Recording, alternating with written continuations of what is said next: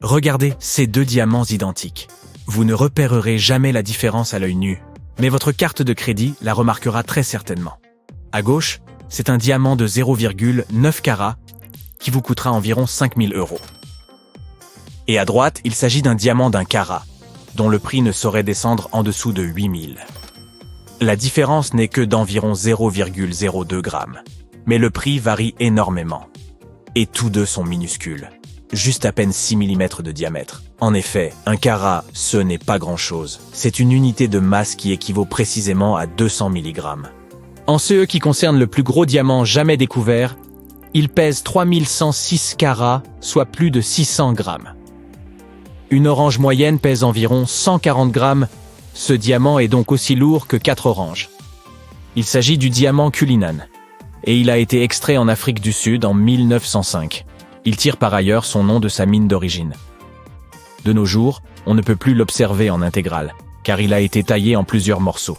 Au total, il aura été divisé en 9 joyaux conséquents et un tas de plus petits. Au début de l'année 1905, la taille du Cullinan a été confiée au diamantaire Joseph Asher, le directeur de la Royal Asher Diamond Company d'Amsterdam. Une équipe composée de 3 spécialistes a consacré 8 mois à la transformation de ce gros diamant en gemmes plus petites, leur travail ayant débuté en février de cette année-là.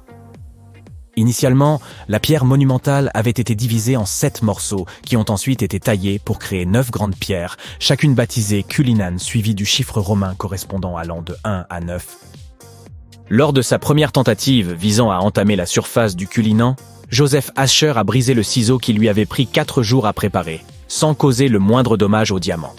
Un nouveau ciseau a ensuite dû être utilisé pour le second coup, qui a finalement fractionné la pierre en 2 parties. La découverte du plus grand diamant brut de qualité gemme a suscité bon nombre de spéculations et était entourée de mystères. Certains suggérant que le Cullinan n'était qu'un fragment d'un diamant beaucoup plus grand. On a même prétendu que pas moins de 4 morceaux auraient été soustraits à une pierre plus grande.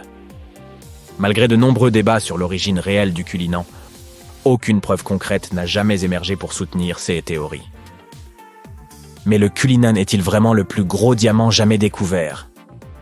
Eh bien, la réponse est à la fois oui et non, à vrai dire. Jusqu'à ce qu'il soit facetté, un diamant n'est pas aussi somptueux que l'on pourrait se l'imaginer. Donc oui, il est bien le plus gros, mais personne ne pourrait vraiment s'encombrer d'un diamant facetté de 600 grammes. Un tel caillou ne pourrait vraiment orner quoi que ce soit. Le diamant Golden Jubilee, pesant environ 545 carats, soit environ 109 grammes, est connu comme le plus gros diamant taillé et facetté au monde, surpassant le Cullinan de 15,37 carats, soit un peu plus de 3 grammes. Il a été découvert en 1985 dans la mine Premier d'Afrique du Sud, qui est également le lieu d'origine de nombreux diamants célèbres, comme notre fameux Cullinan. Le Golden Jubilee n'était à la base connu que comme le diamant brun sans nom. La coupe et le polissage du diamant ont présenté plusieurs défis en raison de sa taille imposante, de sa surface, de ses profondes fissures et autres inclusions. De Beers a eu recours à de nouvelles technologies de coupe pour ce projet, qui ont été ensuite appliquées lors de celles du Centenary Diamond. Après un travail de longue haleine visant à réduire le poids du diamant, celui-ci a été achevé en 1990 dans une forme de coussin facetté. Le diamant a ensuite été acheminé en Thaïlande pour une exposition et plus tard racheté par des hommes d'affaires thaïlandais en 1995. Puis il a été offert en cadeau au roi Ramanon IX pour célébrer le 50e anniversaire de son règne. On a donc renommé le diamant Golden Jubilee. Il est actuellement exposé au musée royal de Bangkok, faisant partie intégrante des joyaux de la couronne. Un jour, il y a près de 18 ans, un pêcheur philippin a découvert une perle ovale de plus de 60 cm de long à l'intérieur d'un énorme coquillage, dans les eaux qui entourent l'île de Palawan. Il a décidé de la conserver comme porte-bonheur et la cacher sous son lit. Sa maison a hélas fini par brûler, mais comme par miracle, la perle de 34 kg a survécu au sinistre. Les autorités philippines ont confirmé que la perle mesurait 66 cm de long pour 30 cm de large et était évaluée à près de 100 millions de dollars. Cette incroyable découverte détrônait l'ancienne détentrice du record de la plus grande perle, celle dite de Lao Tse, qui était estimée à 35 millions de dollars et pesait un peu moins de 7 kilos. La perle de Lao Tse avait également été trouvée au large de Palawan, en 1934. et se trouve actuellement exposé au musée Ripley's Believe It or Not de New York. L'émeraude de Bahia est connue pour être l'une des plus grandes émeraudes jamais découvertes, avec le plus grand fragment unique trouvé à l'intérieur. Elle pèse environ 341 kg et provient de Bahia, au Brésil. La pierre précieuse a survécu de justesse aux inondations lors de l'ouragan Katrina de 2005, alors qu'elle était stockée dans un entrepôt de la Nouvelle-Orléans. Un différend quant à sa propriété légitime a éclaté après que l'émeraude ait été signalée comme volée en septembre 2008, dans un coffre-fort sécurisé de South El Monte, près de Los Angeles. Toutefois, l'émeraude a finalement été localisée, et l'affaire a pu être réglée à l'amiable. Bien que cette dernière ait été estimée à environ 400 millions de dollars, sa valeur exacte demeure incertaine. Il y a quelques années, une entreprise de joaillerie sri-lankaise a annoncé la découverte de ce qu'elle prétendait être le plus grand saphir bleu naturel au monde, pesant 310 kilos. Voyons quels bijoux on pourrait fabriquer à partir de cette pierre gigantesque. Un saphir bleu d'un poids aussi conséquent pourrait être transformé en 1 549 016 pierres d'un carat chacune, pour orner autant de bagues de fiançailles.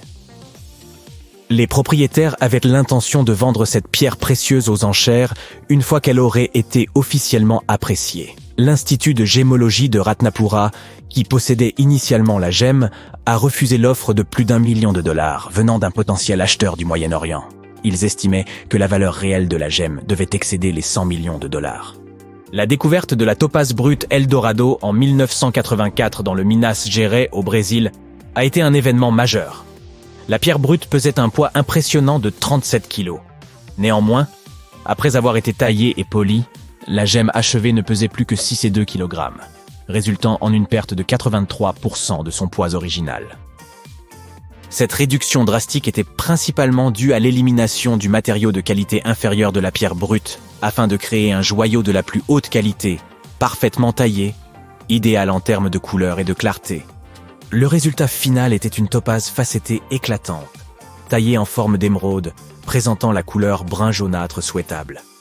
Avec un poids de 31 000 carats, la pierre finie est devenue la plus grande topaze facettée au monde, ainsi que la plus grande pierre précieuse. Le nom d'Eldorado a souvent été utilisé métaphoriquement pour décrire un endroit qui déborde de richesse. Il est également associé au comté d'Eldorado en Californie et à diverses autres localités à travers les États-Unis. Le terme est également devenu le symbole de quelque chose de très recherché, bien qu'il puisse le plus souvent s'avérer insaisissable.